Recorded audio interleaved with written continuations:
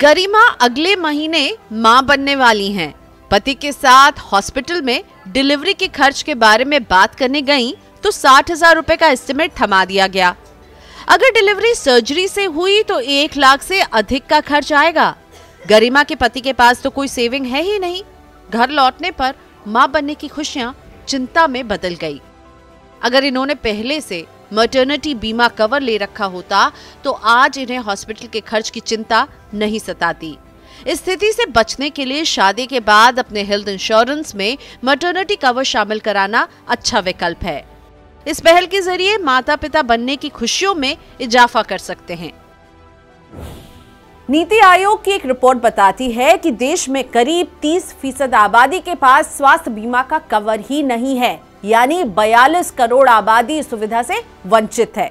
विश्व बैंक की एक रिपोर्ट के अनुसार गंभीर बीमारी का उपचार कराने में खर्चा इतना मोटा होता है कि हर साल भारत में करीब 5 करोड़ परिवार गरीबी के दलदल में इस वजह से फंस जाते हैं। बजाज एलियांज जनरल इंश्योरेंस के head retail underwriting Gurdeep Singh Batra कहते हैं कि महंगाई के दौर में माता पिता बनने से पहले अच्छी फाइनेंशियल प्लानिंग होना बहुत जरूरी है। ये इसलिए ताकि आप माता पिता बनने की खुशी का आनंद उठा सकें। इसके लिए एक अच्छा सा मैटरनिटी इंश्योरेंस कवर होना ही चाहिए। ये कवर आपको बच्चे के जन्म के समय पैसे के बोझ को कम करने में मदद करेगा।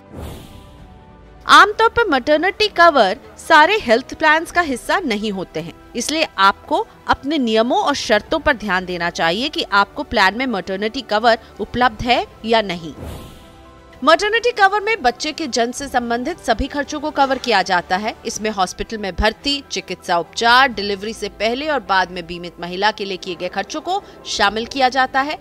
इस कवर में room rent charges, ambulance charge और सर्जन फीस जैसी लागत भी कवर होती है। गुरदीप सिंह बत्रा बताते हैं कि हेल्थ इंश्योरेंस के तहत मैटरनिटी कवर में वेटिंग पीरियड की शर्त जुड़ी होती है। ये 3 से 7 साल तक की हो सकती है। इसका मतलब ये है कि आप इस अवधि के बाद ही मैटरनिटी से संबंधित खर्चों के लिए क्लेम कर पाएंगे। हालांकि ग्रुप मेडिकल पॉलिसी पहले दिन से ही मैटरनिटी को भी कवर कर सकती है। आमतौर पर इसमें कोई वेटिंग पीरियड नहीं होता है।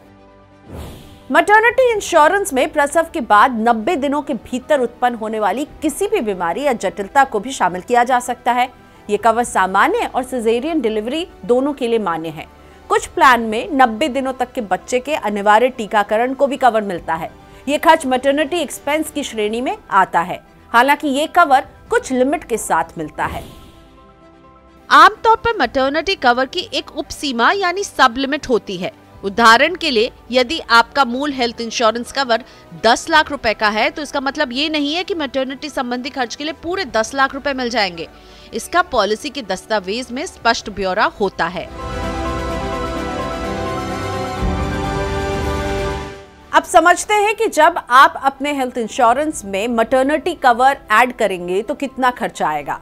अगर गरिमा और उनके पति की आयु 25 साल है, यूनाइटेड जनरल इंश्योरेंस की वो फैमिली मेडिकेयर खरीदते हैं, ये 5 लाख रुपए का कवर होगा और इस पॉलिसी का प्रीमियम होगा 9,384 रुपए।